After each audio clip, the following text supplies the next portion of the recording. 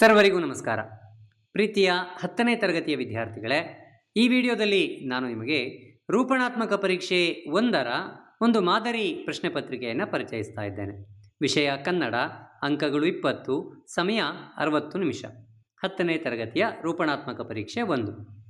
ಮೊದಲ ಮೇನ್ ನೋಡಿ, ಕೆಳಗಿನ ಪ್ರಶ್ನೆಗಳಿಗೆ 4 ಉತ್ತರಗಳನ್ನು ನೀಡಲಾಗಿದೆ. ಅವುಗಳಲ್ಲಿ ಸರಿಯಾದ ಉತ್ತರವನ್ನು ಆರಿಸಿ ಬರೆಯಿರಿ. 3 ಪ್ರಶ್ನೆ, ತಲಾ 1 ಅಂಕ, 3 ಅಂಕಗಳು ಲಭಿಸುತ್ತೆ. ಮೊದಲ ಪ್ರಶ್ನೆ, ಅನುಸ್ವಾರ ವಿಸರ್ಗಗಳನ್ನು ಹೀಗೆನ್ನುವರು. ಆಯ್ಕೆ: ಅ ಅನುನಾಸಿಕ, ಅ ವ್ಯಂಜನ, ಇ ಯೋಗವಾಹ, ಈ ಸ್ವರ. ಸರಿಯಾದ ಉತ್ತರ ಈ ಯೋಗವಾಹ. ಎರಡನೇದು, ತಾನು ಇದು ಡ್ಯಾಶ್ ವ್ಯಾಕರಣಾಂಶಕ್ಕೆ ಉದಾಹರಣೆಯಾಗಿದೆ. ಅ ಅನ್ಯಪುರುಷ, ಅ ಮಧ್ಯಮ ಪುರುಷ, ಈ ಆತ್ಮಾರ್ಥಕ, ಈ ಪ್ರಥಮ ಪುರುಷ. ಸರಿಯಾದ ಉತ್ತರ ಈ ಆತ್ಮಾರ್ಥಕ. ತಿನ್ನಲಿ ಇದು ಡ್ಯಾಶ್ ಕ್ರಿಯಾಪದಕ್ಕೆ ಉದಾಹರಣೆಯಾಗಿದೆ. ಅ ನಿಷೇಧಾರ್ಥಕ, ಅ ಸಂಭವನಾರ್ಥಕ, ಈ ವಿದ್ಯಾರ್ಥಕ, ಈ ಸಂಬಂಧಾರ್ಥಕ. ಸರಿಯಾದ ಉತ್ತರ ಈ ವಿದ್ಯಾರ್ಥಕ. ಸೆಕೆಂಡ್ ಮೇನ್, ಮೊದಲ 2 ಪದಗಳಿಗಿರುವ ಸಂಬಂಧವನ್ನು ಗ್ರಹಿಸಿ 3ನೇ ಪದಕ್ಕೆ ಸಂಬಂಧಿಸಿದ ಪದ ಬರೆಯಿರಿ. ತಲಾ 1 ಅಂಕದ 2 ಪ್ರಶ್ನೆಗಳಿದೆ, 2 ಅಂಕ ಲಭಿಸುತ್ತೆ.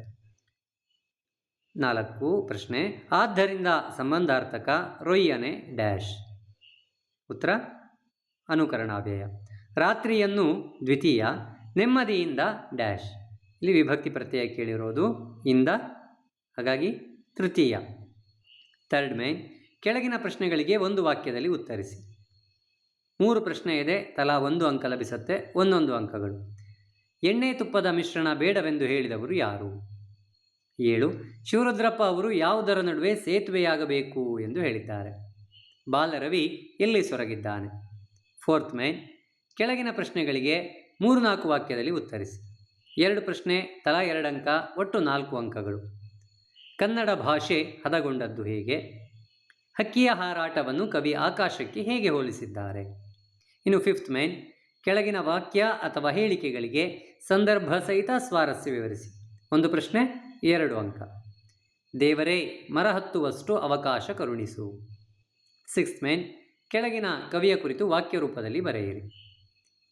ಒಬ್ಬರು ಕವಿಯ ಪರಿಚಯ ಕೊಡಬೇಕು, 2 ಅಂಕ ಲಭಿಸುತ್ತೆ. GS ಶಿವರುದ್ರಪ್ಪ. 7th ಮೇನ್, ಕೆಳಗಿನ ಪದ್ಯಭಾಗ ಪೂರ್ಣಗೊಳಿಸಿ. ಯುಗ ಯುಗಗಳ ಅಲ್ಲಿಂದ ನೋಡಿದಿರಾ, ಅಥವಾ ನೀಲಮೇಘಮಂಡಲ ಅಲ್ಲಿಂದ ಹಕ್ಕಿ ಹಾರುತ್ತಿದೆ ನೋಡಿದಿರಾ.